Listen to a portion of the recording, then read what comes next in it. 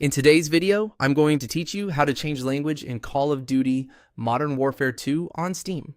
If your game is displaying the wrong language, or you simply want to switch the text and audio to a language you prefer, Steam makes this process pretty straightforward. We'll be changing the language through the game settings inside Steam, and in some cases, Steam may need to download additional language files before the change fully takes effect.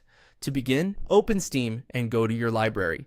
This is where all of your installed and owned games are listed. Once you're in the library, find Call of Duty Modern Warfare 2 in the left-hand game list.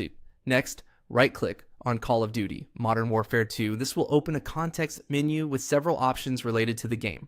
From that menu, select Properties.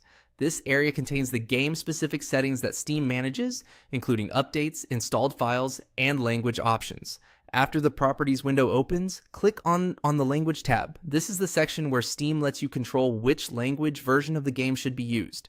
If you don't see it immediately, just look through the tabs on the left side or across the window, depending on your Steam layout.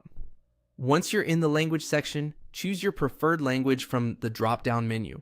Click the menu, scroll through the available options, and select the language you want to use for the game.